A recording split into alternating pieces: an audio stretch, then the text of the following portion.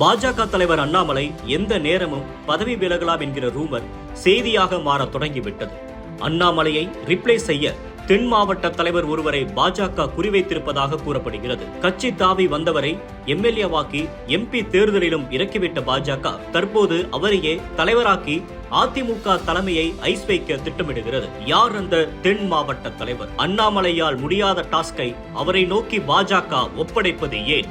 குமரி மாவட்டத்தில் உள்ள வைத்தீஸ்வரம் என்னும் கிராமம்தான் நயினார் நாகேந்திரனுக்கு சொந்த ஊர். 1960ஆம் ஆண்டு அக்டோபர் 16ஆம் தேதி பிறந்த நயினார் சொந்த ஊரிலே பள்ளி படிப்பை முடித்து திருநெல்வேலியில் உள்ள MDT இந்து கல்லூரியில் இளங்கலை பட்டம் முடித்தார். தொடர்ந்து ஆரல்வாய் மொழியில் உள்ள அறிஞர் அண்ணா கல்லூரியில் முதுகலை பட்டம் பெற்றார். புரட்சித் தலைவர் எம்ஜிஆரின் பேச்சுக்களும் கொள்கைகளும் நயினார் நாகேந்திரனை இள ரத்தத்தை சுண்டி இழுக்க எம்ஜிஆர் மறைந்த 2 ஆண்டுகளில் 1989இல் அதிமுகவில் அடிமட்ட தொண்டனாக இணைந்தார். தீவிர ஈடுபாட்டுடன் கட்சிக்குள் இயங்கிய நயினாருக்கு அதிமுகவில் அடுத்தடுத்த பொறுப்புகள் வந்து சேர்ந்தன. முதலில் பணக்குடி நகர செயலாளர், பின்னர் ஜெயலலிதா பேரவையின் மாநில செயலாளர் என்று படிப்படியாக முன்னேறிய நயினாருக்கு முதலில் 2001 சட்டமன்ற தேர்தலில் நெல்லை சட்டமன்ற தொகுதியில் போட்டியிட வாய்ப்பு வழங்கினார் செல்வி ஜெயலலிதா. முதல் தேர்தலிலே 42,765 வாக்குகள் வெற்றி பெற்றார். அவருக்கு மின்சாரம், தொழில்துறை மற்றும் போக்குவரத்து துறை அமைச்சராக பதவி கொடுத்து அமைச்சரவையில் அமர வைத்தார் ஜெயலலிதா. அதைத் தொடர்ந்து 2006 சட்டமன்ற தேர்தலில் பெரும் 606 வாக்குகள் வித்தியாசத்தில் நெல்லையில் வெற்றியை நழுவ விட்டவர் அடுத்த தேர்தலில் எதிர்பார்த்து காத்திருந்தார். இதனால் 2011 சட்டமன்ற தேர்தலிலும் நெல்லை தொகுதியில் அவரை களமிறக்கினார் செல்வி ஜெயலலிதா. 2006இல் நழுவவிட்ட வெற்றியை 2011இல் பற்றி பிடித்தார் நயினார் நாகேந்திரன். ஆனால் இந்த முறை அவருக்கு அமைச்சரவையில் இடம் கிடைக்கவில்லை. கட்சி பணியை மட்டும் கவனித்துக் கொண்டிருந்தவர் 2016 சட்டமன்ற தேர்தலில் மீண்டும் நெல்லையில் போட்டியிட்டார். ஆனால் இந்த முறை வெறும் 601 வாக்குகள் வித்தியாசத்தில் தோற்கடித்தது திமுக. தோல்வியால் தளர்ந்து போனவருக்கு ஜெயலலிதாவின் மரணமும் அதிமுகவில் ஏற்பட்ட உட்கட்சி குழப்பமும் அயற்சியை கொடுத்தன. முக்கிய புள்ளிகள் எல்லோரும் சசிகலா அணி, EPS அணி தாவிக் கொண்டிருக்க நயினார் மட்டும் கட்சி விட்டு கட்சி தாவி பாஜகவில் ஐக்கியமானார்.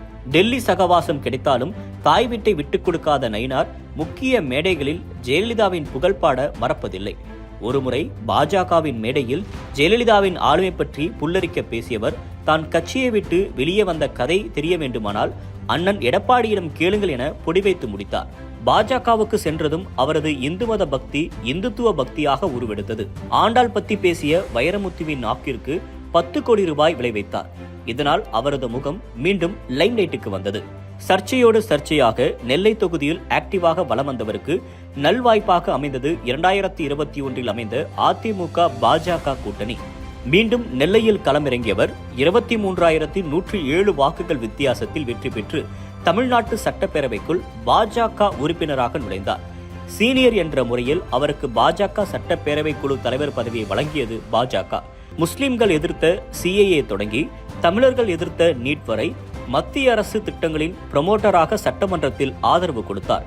ஆளுநர் தமிழ்நாடு அரசு மோதல் விவகாரத்தில் ஆளுநருக்கான ஆதரவு குரல் எழுப்பினார். என்னதான் MLA-வாக வலம் வந்தாலும் MP-யாக நாடாளுமன்றம் செல்ல வேண்டும் என்கிற ஆசை நயினாரின் மனதிற்குள் ஆழமாக எழ தன்னை பலமுறை MLA-வாக்கி அழகு பார்த்த தனக்கு சாதகமான நெல்லை மக்களவை தொகுதியை கைப்பற்ற மறைமுகமாக காய்களை நகர்த்தினார். அதிகாரப்பூர்வ அறிவிப்பு வரும் முன்பே தேர்தல் அலுவலகத்தை திறந்து பிரச்சாரத்தையும் தொடங்கினார். MLA-வுக்கு MP ஆசை எதற்கு என்று பாஜகவிற்குள் எதிர்ப்பு குரல்கள் கிளப்பின. அதிமுகவில் இருந்து பாஜகவுக்கு தாவிய சசிகலா புஷ்பா, ஆளுநர் பதவியை எந்த நேரமும் கைவிட தயாராக இருந்த தமிழிசை, சொந்த கட்சியை பாஜகவுடன் இணைத்துவிட்ட சரத்குமார் என பலரும் நெல்லையை குறிவைத்திருந்த சூழலிலும் 2024 மக்களவை தேர்தலில் நெல்லை தொகுதியில் போட்டியிடும் வாய்ப்பு நயினார் நாகேந்திரனுக்கே வந்து சேர்ந்தது. இருப்பினும் சொந்த கட்சிக்குள் எதிர்ப்புகளையும் மீறி வாய்ப்பை தட்டி பறித்தவரை நெல்லை தொகுதி கைவிட மீண்டும் சட்டமன்ற உறுப்பினராகவே தனது பணியை தொடர்ந்து வருகிறார்.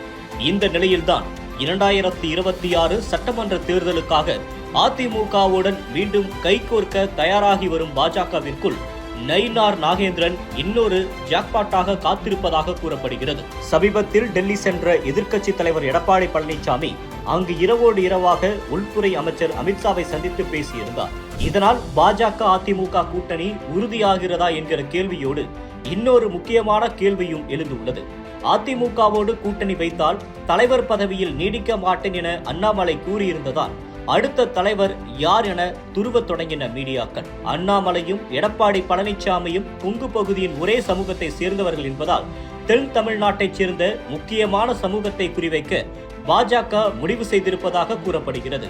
அப்படி ஒரு நபரை பாஜக தேடிக்கொண்டிருக்க முன்னாள் அதிமுக தொண்டர், ஜெயலலிதாவின் புகழ்பாடும் விசுவாசி, அதிமுகவினருடன் அணுக்கமாக பயணிக்கும் அரசியல்வாதி என அத்தனை பாக்ஸ்களையும் டிக் செய்திருக்கிறார் நயினார் நாகேந்திரன். இதனால் இன்னும் ஒரு சில நாட்களில் அண்ணாமலையின் அதிரடி அரசியலை நயினார் நாகேந்திரனின் அன்பு அரசியல் ரிப்ளேஸ் செய்யும் என்கின்றனர் அரசியல் வட்டாரங்கள்.